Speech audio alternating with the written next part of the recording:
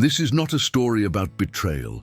It's about what happens when someone is absolutely certain that you will never leave, no matter how heavy staying becomes. For a long time, I believed our relationship was built on care, on presence, on support. That's how he framed it. He liked to say he was always there for me, that he made sure I wasn't alone, that he was the steady part when things felt confusing. And at first, it sounded like love. I wasn't broken when we met, but I was tired. Tired of carrying everything alone. Tired of being the one who always had to decide, fix, hold. He arrived with certainty, with answers, with the quiet promise that I could finally rest. "You don't need to worry about that," he'd say. "I've got it. Trust me." And I did. Not because I was incapable, but because leaning on someone can feel like relief when you've been strong for too long. Little by little, he began to occupy spaces that used to be mine. Not aggressively, not forcefully. Softly, almost kindly, he offered opinions, then suggestions, then decisions. At some point, I stopped noticing when I stopped choosing. Whenever I hesitated, he reinforced the same idea. "You know this would be harder without me. You need someone like me by your side." He never said it as a threat. He said it as a fact. People around us admired him. They said he was present, that I was lucky, and I agreed, because back then I still confused presence with protection. Over time, I noticed small changes in myself. I paused before disagreeing, measured my words, delayed decisions, not because he forbade anything, but because I already knew how he would respond. "You get overwhelmed easily. You're not good with pressure. I know you better than you know yourself." That sentence appeared more than once, and without realizing it, I began to believe it. I started asking for opinions about things I used to decide naturally. I waited, I checked, I adjusted. And he grew comfortable in that role, comfortable being essential, comfortable being the center, comfortable believing I wouldn't function without him. He was sure of it. That certainty showed up in small comments. "You wouldn't last. You'd come back. You need me more than you think." He didn't say it to hurt me. He said it because, in his mind, it was true. And the strange thing is, for a while, part of me believed it too. Our life looked stable from the outside. No big fights, no dramatic breaks, but inside, something had already started to dim, like a light slowly losing strength, not turning off all at once, just growing weaker day after day. I didn't think about leaving yet, not consciously, because when someone repeats long enough that you can't survive without them, it takes time to realize that the one disappearing is you. The first signs didn't come as rules. They came disguised as care. He offered to handle everything, to solve, to decide, to step in before I even realized I could act. At the beginning, it felt thoughtful. Later, it felt excessive. Eventually, it felt necessary, but not because I was incapable, because he insisted I was. Whenever I said I could do something on my own, he smiled, not mockingly, patiently. "I know you think you can," he'd say, "but with me, it's easier." And I let it go. Not because I didn't want independence, but because pushing back felt exhausting. He started anticipating my decisions, calling before I could call, answering questions meant for me, making commitments I only learned about later. "I did it for you," he'd explain. "You get anxious with these things." And maybe I did feel anxious, but not because I couldn't handle them, because I felt myself slowly disappearing from my own life. Little by little, my autonomy became something fragile, something risky, something that needed supervision. When I talked about personal plans, he redirected the conversation.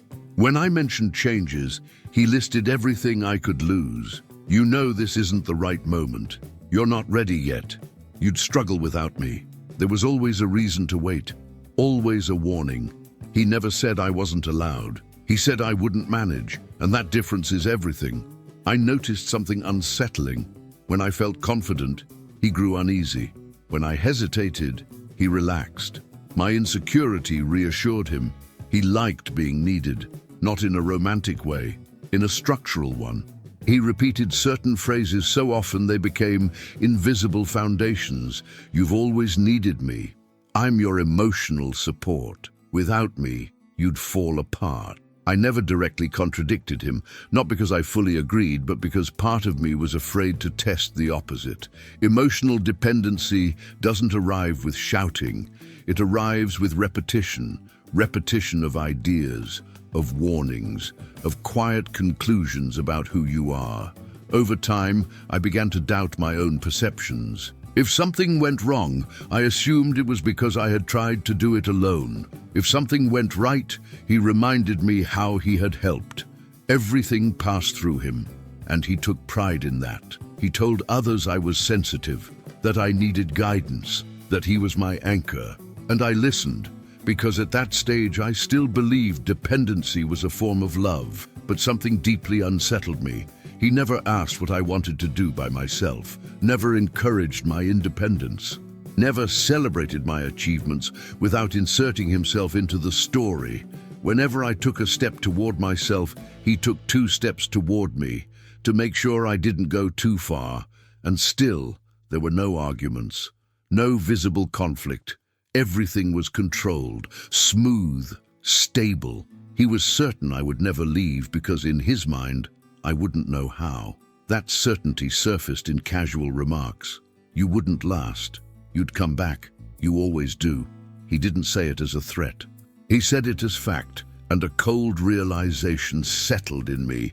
He didn't see my staying as a choice. He saw it as necessity. That was when something inside me shifted, because if staying was no longer a choice, then maybe leaving could be. The moment everything became clear didn't arrive during a fight. There was no raised voice, no dramatic confrontation. It came quietly, almost casually. We were talking about something difficult I was facing, a situation that would require decisions, risk, movement. I spoke carefully, choosing my words, trying to give shape to thoughts that were still settling inside me. I wasn't asking for permission. I was searching for clarity. He listened for a few minutes, arms crossed, expression neutral. Then he sighed, the kind of sigh that already contains an ending. You're not going to do that, he said calmly. Not as a request, as a conclusion. I asked him why. He didn't hesitate. Because you'll never leave, he said. You always talk about it, but in the end you stay. You need me more than you admit. There was no mockery in his voice, no anger, only certainty. That sentence didn't hit me like a slap. It landed like a mirror. In that moment, I finally understood how he saw me. Not as someone who chose to stay, but as someone incapable of leaving. He didn't believe in my strength. He believed in my dependency. And suddenly, everything made sense. The excess care, the decisions made for my own good, the constant reminders of how difficult life would be without him. You wouldn't handle it. You'd fall apart. You'd come back. He wasn't trying to scare me. He was stating what he believed to be an unchangeable truth. I went quiet, not because I felt defeated, but because something inside me aligned with perfect clarity. I realized he wasn't with me because he chose me every day. He was with me because he believed I had no alternative. And when that happens, love quietly turns into comfort. Comfort for one side only. That night, I couldn't sleep. I lay awake, staring at the ceiling, listening to the familiar sounds of the house. And for the first time, I noticed how little of that space actually felt like mine. Everything seemed arranged around him. His rhythm, his certainty, his sense of control. I had adapted so thoroughly that I had forgotten what it felt like to exist without checking with someone else first. That realization hurt, but it wasn't a desperate pain. It was lucid. I started revisiting all the times I had thought about leaving and didn't. Not because I couldn't, but because I had heard so many times that I wouldn't manage that I eventually stopped trying to imagine a different outcome. I saw how deeply his certainty had settled inside me, how it had shaped my decisions, my silences, my hesitation. And that's when a quiet decision formed. I didn't need to confront him right then, didn't need to argue. Didn't need to prove anything yet. I needed first to recover something that had been carefully dismantled over time. Trust in myself. The days that followed were ordinary. He remained confident, relaxed. He talked about the future as if it were guaranteed, as if my presence were fixed, secured by my supposed fragility, and I let him believe it. Because I understood something essential. As long as he was certain I would never leave, he would never prepare for the day I did. And I needed that time, not to punish him, not to plot revenge, but to rebuild myself, quietly, steadily, while the door remained open just enough for me to decide when to close it. After that conversation, something inside me closed, not with bitterness, but with intention. It felt like a door being gently pulled in, not slammed, just no longer wide open. I stopped reacting, not because I had given up, but because I finally understood that every reaction reinforced his certainty. Whenever I questioned him, he tightened his control. Whenever I explained myself, he positioned himself as the interpreter of my life. Whenever I asked to be understood, he reminded me how much I needed him. So I went quiet, not the fragile kind of silence, the deliberate one.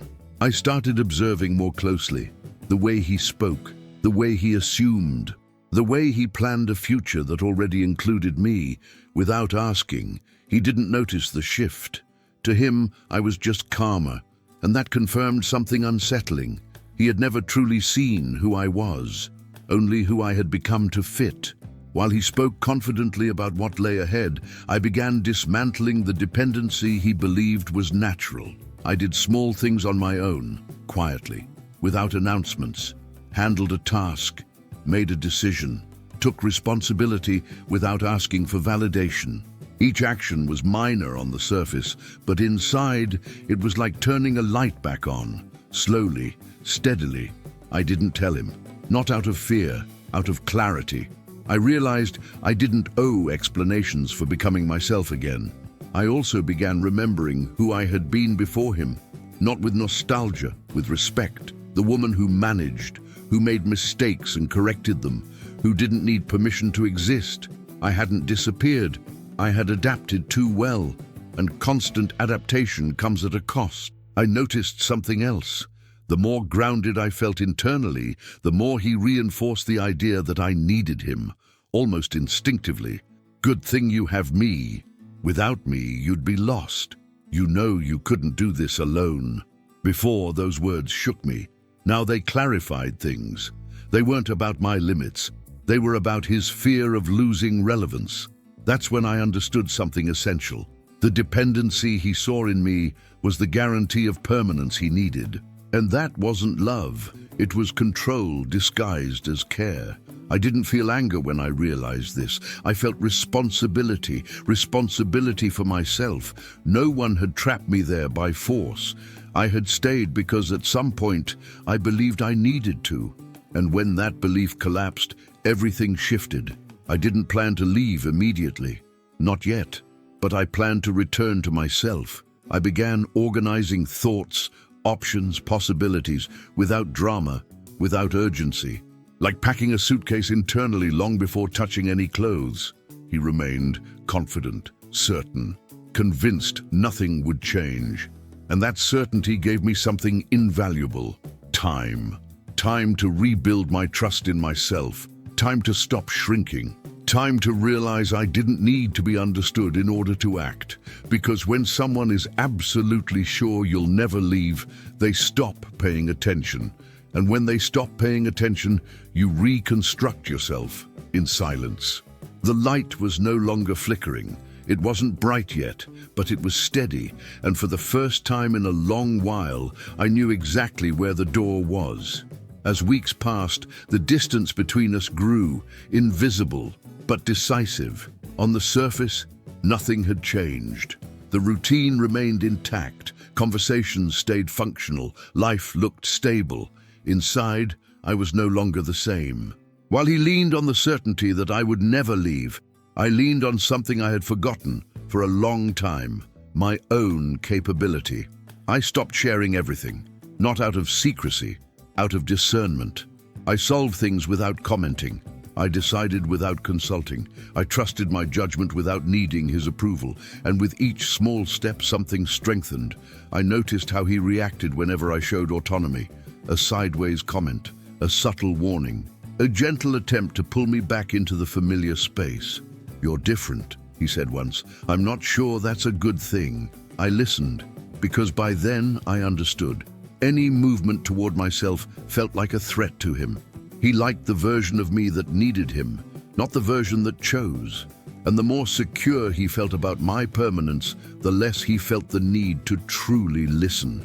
He talked about the future as if it were guaranteed, included me in plans without asking, made decisions, assuming I would adapt. "We'll figure it out later," he'd say. "You always do." Those words used to anchor me. Now they released me, because I knew he wasn't prepared for the possibility of my leaving. He had no alternative narrative, no real listening, no flexibility. He had certainty, and rigid certainties break easily. I began imagining my life beyond that place, not as escape, as continuation. I thought about routine, about silence, about decisions made without fear of disappointing someone. I didn't romanticize it. I didn't idealize it. I simply saw that it was possible, and that realization changed everything. The stronger I became internally, the less I needed to confront him. I didn't need to prove he was wrong or that I was right. I just needed to be ready. There was a specific moment when I realized the turning point was near. He said casually, "You'd never have the courage to start over on your own." He said it calmly, without malice, as if stating a simple truth. I smiled, not with irony, but with understanding, because courage doesn't appear in confrontation. It appears in clarity, and I was clear. I no longer saw myself as someone who had to stay. I saw myself as someone who chose and could choose differently. He remained comfortable, certain, convinced everything was under control. And that gave me something rare, time. Time to organize practicalities. Time to accept that I didn't need to be understood to act. Time to realize that leaving wouldn't be abandonment. It would be loyalty to myself. I wasn't gathering strength to leave out of anger. I was preparing out of self-respect. And that difference matters, because when someone leaves in anger, they are still reacting. When they leave in clarity, they are already free. The turning point didn't begin with an announcement. It began the moment I stopped asking for permission to exist. There was a specific day, ordinary enough to be forgettable, when everything aligned inside me. Nothing dramatic happened, no argument, no outside revelation, just clarity. He was talking about future plans the way he always did, using "we" as if it were automatic, as if my presence were guaranteed regardless of how I felt. "This is how we'll do it," he said. "It's the best option." I listened. Before, I would have explained my doubts, negotiated, tried to soften his decision so it could include me. That day I didn't. That day I understood I no longer needed to participate in decisions that didn't truly consider me. I didn't argue. I didn't correct him. I simply stored the information. He didn't notice. He continued confident, convinced the conversation would end the way it always had, with him speaking and me staying. What he didn't know was that while he talked, I was already closing that chapter internally. In the days that followed, I became more practical, not emotional, precise. I organized things quietly, reviewed possibilities, mapped exits without announcing them, not out of secrecy, out of respect for myself. I realized something essential. When someone is absolutely certain you'll never leave, they don't listen to signals. They dismiss silence. They underestimate preparation. And I needed that space intact. The decisive conversation happened simply. No heavy atmosphere, no dramatic setup. I said I needed to talk. He nodded, distracted as if already confident about the outcome. "I'm leaving," I said. There was no raised voice, no trembling. He laughed, not with cruelty, with habit. "You always say that," he replied. "It passes." I didn't answer immediately. That reaction confirmed everything. "It won't pass," I said finally, "because now I understand something you never noticed." He looked at me more carefully than he had in a long time. not angry, confused. You confused my attachment with incapacity, I continued, and you relied on that to be certain I'd stay. He tried to argue, listed reasons, outlined difficulties. You'll suffer. You'll miss this. You won't manage on your own. It was as if he were reminding me of the role he had assigned me, but that role no longer fit. I might suffer, I said. I might miss things, but I can't keep staying in a place where I have to shrink to remain. The silence that followed was different, unstable, disorganized. For the first time, he realized this conversation wasn't a threat, not an emotional outburst. It was a decision. He tried to change his tone, became serious, then defensive. You're exaggerating. This is a phase. You'll regret it. I listened calmly, because by then, there was nothing left to negotiate. His certainty cracked there, not because I walked out that second, but because he realized he had already lost me long before. And that is what frightens someone who built everything on the belief that the other person had no way out. The departure wasn't rushed, it wasn't dramatic, and it wasn't loud. That was what surprised him the most. I didn't pack everything at once. I didn't make announcements, I didn't turn it into a scene. I moved with the same calm I had learned to cultivate inside myself. Each item placed in the bag felt deliberate, not symbolic, practical. The bag wasn't heavy, but I felt its weight clearly when I lifted it onto my shoulder, not as a burden, as confirmation. He watched, still convinced this was temporary, still anchored in the certainty that had protected him for so long. This doesn't need to happen like this, he said. We'll talk again. I didn't argue, because there was nothing left to explain. The room felt different that day, not empty, exposed. I noticed sounds I had never paid attention to before. The soft scrape of the zipper, my own footsteps against the floor, the pause between movements. He stayed behind me, silent now, waiting for hesitation, for emotion, for something that would pull me back into the familiar script. It didn't come. When I reached the door, my hand rested on the handle longer than expected, not because I was unsure, but because I wanted to feel that moment fully. The handle was cold, solid. I turned it slowly. The sound of the door opening felt louder than it should have, like a line being drawn. Behind me, there was no plea, no apology, no sudden understanding, only the quiet realization that certainty doesn't protect you when the other person has already left internally. I stepped outside. The air felt different, cooler, unfiltered. The street was quiet, ordinary, unaware of the shift that had just occurred. And that was the point. Nothing in the world needed to react for my life to change. As the door closed behind me, the sound was soft. Not a slam, a click, small, definitive. That sound stayed with me, not as loss, as release. I stood there for a moment, adjusting the strap of the bag on my shoulder, feeling the weight settle, feeling my body align with the decision I had already made. I didn't feel euphoric. I didn't feel afraid. I felt present. For the first time in a long while, my body and my decision were in the same place. I walked away without looking back. Not because I was trying to prove strength, but because I no longer needed to check if someone was following. Behind that door, his certainty began to collapse. Not all at once, not dramatically, but quietly, the same way mine had once been built. He had believed I would never leave because he thought I didn't know how to exist without him. What he never considered was that knowing how to stay and knowing how to leave are two very different skills, and I had learned the second one in silence. What followed wasn't chaos. It was space, not the empty kind, the honest one. In the days after I left, the silence felt unfamiliar, but not threatening. There was no voice telling me what to do next. No one anticipating my decisions. No one framing my limits for me. And surprisingly, everything kept moving. I moved. There were challenges, of course. Moments of doubt. Practical difficulties that required adjustment. But none of them made me want to return to a place where my presence depended on the belief that I couldn't survive on my own. That's when I understood the real consequence of leaving. It wasn't losing him. It was recovering myself. Emotional dependency doesn't destroy all at once. It dims things slowly. Confidence fades. Initiative weakens.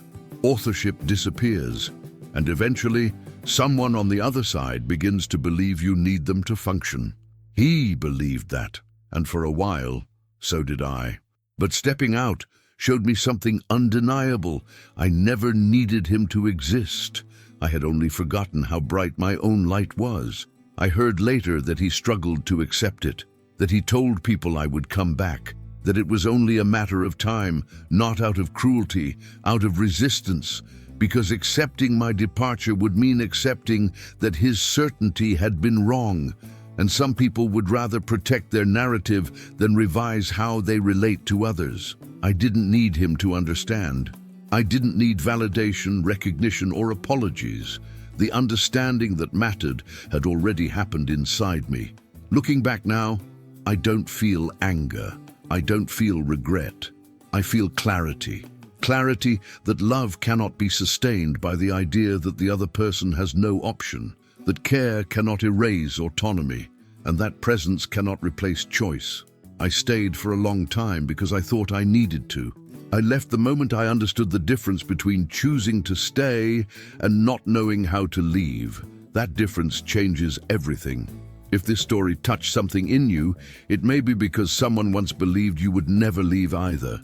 Maybe they confused your attachment with weakness, your patience with dependency, your silence with incapacity. If that's the case, remember this: perception is already the beginning of the shift. You don't have to warn anyone. You don't have to justify yourself.